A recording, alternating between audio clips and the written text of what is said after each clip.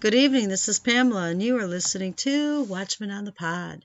We're going to continue this evening with our book reading, 50 Years in the Church of Rome by Charles Chiniquy.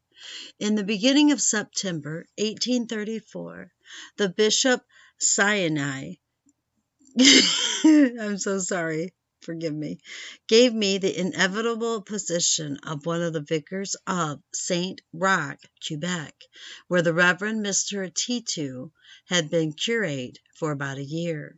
He was one of the 17 children of Mr. Francis T2, one of the most respectable and wealthy farmers of St. Thomas. Such was the amiability of character of my new curate, that I never saw him in bad humor a single time during the 4 years that it was my fortune to work under him in that parish. And although in my daily intercourse with him I sometimes unintentionally sorely tried his patience, I never heard an unkind word proceed from his lips. He was a fine-looking man, tall and well-built, large forehead, blue eyes, a remarkably fine nose, and rosy lips, only a little too feminine. His skin was very white for a man, but his fine short whiskers, which he knew so well how to trim, gave his whole mien a manly and pleasant appearance. He was the finest penman I ever saw, and by far the most skilful skater of the country. Nothing could surpass the agility and perfection with which he used to write his name on the ice with his skates. He was also fond of fast horses, and knew to perfection how to handle the most unmanageable steeds of Quebec. He really looked like a phantom when, in a light and beautiful buggy, he held the reins of the fiery coursers which the rich bourgeois of the city liked to trust to him once or twice a week, that he might take a ride with one of his vicars to the surrounding country. Mr. T2 was also fond of fine cigars and choice chewing tobacco. Like the late Pope Pius IX, he also constantly used the snuff-box. He would have been a pretty good preacher had he not been born with a natural horror of books. I very seldom saw in his hand any other books than his breviary, breviary,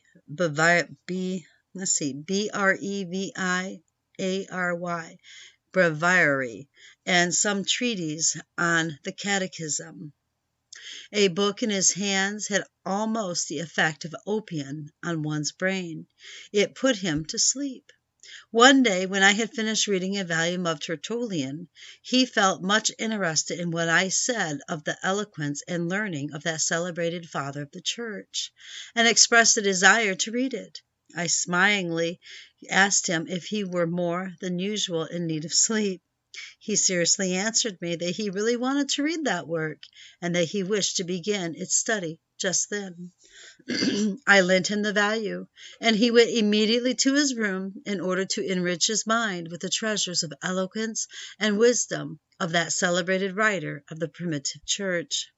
Half an hour after, suspecting what would occur, I went down to his room, and noiselessly opening the door, I found my dear Mr. T2 sleeping on his soft sofa, and snoring to his heart's content, while Tertullian was lying on the floor. I ran to the rooms of the other victors and told them, "Come and see how our good curate is studying Tertullian." There is no need to say that we had a hearty laugh at his expense. Unfortunately, the noise we made awoke him, and when then asked him, "What do you think of Tertullian?" he rubbed his eyes and answered, "Well, well, what is the matter? Are you not 4 very wicked men to laugh at the human frailties of your curate?" We for a while called him Father Tertullian. Another day he requested me to give him some English lessons, for though my knowledge of English was then very limited, I was the only one of 5 priests who understood and could speak a few words in that language. I answered him that it would be as pleasant as it was easy for me to teach the little I knew of it, and I advised him to subscribe for the Quebec Gazette. that I might profit by the interesting manner with which that paper used to give to its readers, and at the same time I could teach him to read and understand its contents. The third time that I went into his room to give him his lesson, he gravely asked me, "Have you ever seen General Cargo?" I was at first puzzled by that question, and answered him, "I never heard that there was any military officer by the name of General Cargo. How do you know that there is such a general in the world?" He quickly answered, "There is surely a General Cargo somewhere in England or America, and he must be very rich. For see the large number of ships which bear his name and have entered the port of Quebec these last few days." Seeing the strange mistake, and finding his ignorance so wonderful, I burst into a fit of uncontrollable laughter. I could not answer a word, but cried at the top of my voice, "General Cargo! General Cargo!" The poor curate, stunned by my laughing, looked at me in amazement. When unable to understand its cause, he asked me, "Why do you laugh?" But the more stupefied he was, the more I laughed, unable to say anything but "General Cargo! General Cargo!" The three other vicars, hearing the noise, hastily came from the rooms to learn its cause, and get a good laugh also. But I was so completely beside myself with laughing that I could not answer their questions in any other way than by crying, "General Cargo! General Cargo!" The puzzled curate tried to give them some explanation of that mystery, saying, with the greatest naivety, "I cannot see why our little Father Chiniquy is laughing so convulsively." I put to him a very simple question. When he entered my room to give me my English lesson, thank you, Nikki. Very, very hot. Very, very, very hot. Very hot. It's hot coffee. Yeah, very hot coffee. Okay. I simply asked him if he had ever seen General Cargo, who has sent so many ships to our port these last few days, and added that General must be very rich, since he has so many ships on the sea. The three vicars saw the point, and without being able to answer him a word, they burst into such fits of laughter that the poor curate felt more than ever puzzled. "Are you crazy?" he said. "What makes you laugh so when I put to you such a simple question? Do you not know anything about General Cargo, who surely must live somewhere and be very rich, since he sends so many vessels to our port that they fill nearly 2 columns of the Quebec Gazette?" These remarks from the poor curate brought such a new storm of irrepressible laughter from us all as we never experienced in our whole lives.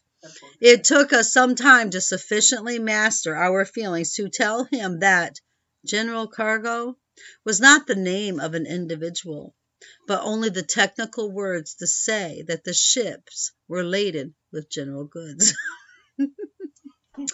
Oh, poor guy.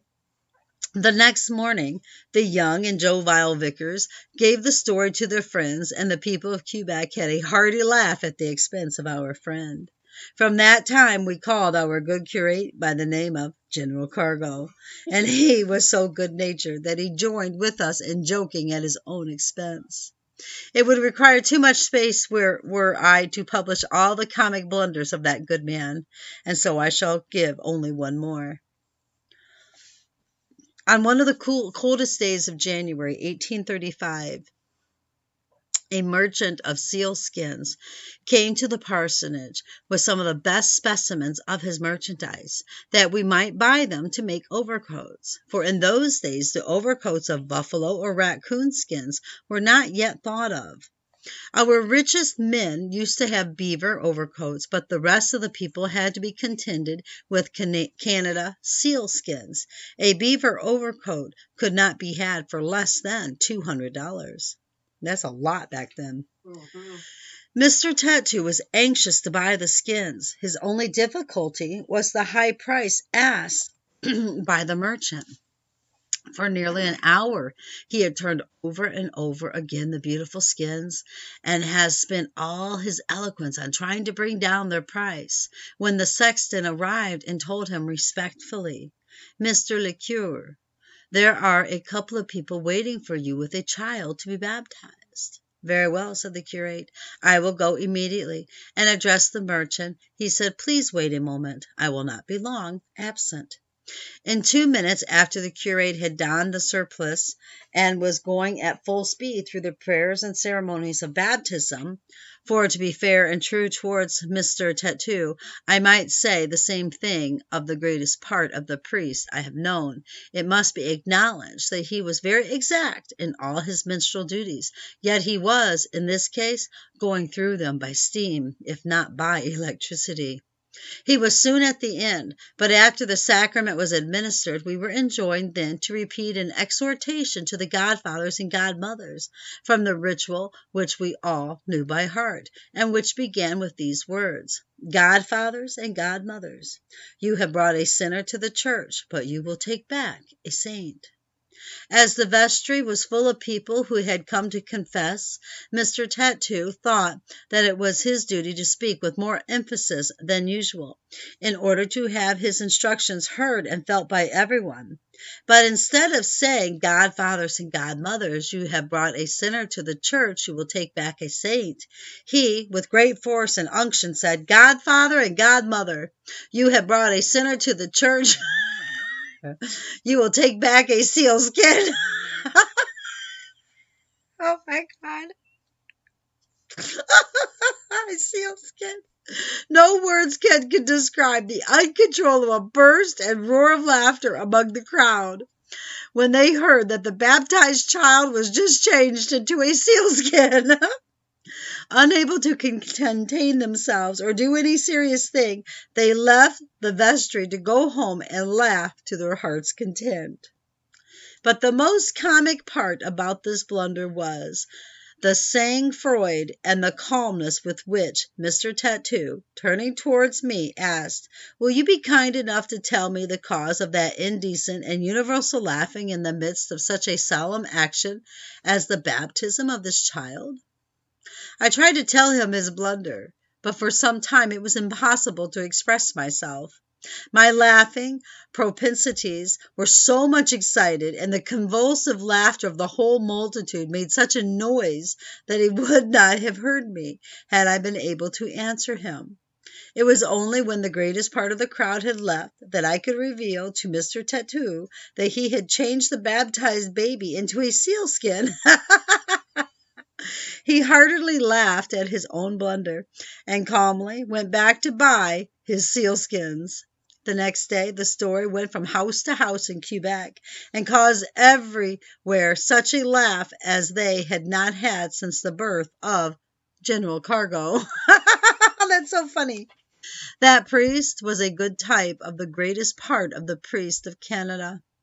Fine fellows, social and jovial gentlemen, as fond of smoking their cigars as of chewing their tobacco and using their snuff, fond of fast horses, repeating the prayers of the breviary, and going through the performance of their minstrel duties with as much speed as possible, with a good number of books in their libraries, but knowing nothing of them but the titles, possessing the Bible, but ignorant of its contents, believing that they had the light when they were in awful darkness, preaching the most monstrous doctrines as the gospel of truth, considering themselves the only true Christians in the world when they worship the most contemptible idols made with hands, absolutely ignorant of the Word of God, while they proclaimed and believed themselves to be the light of the world.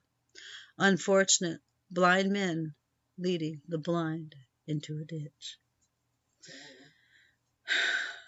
And that is the truth. It's very sad, but it is true. And that ends chapter 24. Next time we will pick up at chapter 25. Keep your eyes on Jesus, brothers and sisters. Your nose in the book, which is the Word of God. And embed the Word of God upon the tablets of your hearts, so you will not sin against God or be deceived. I love you all so much. Bye-bye.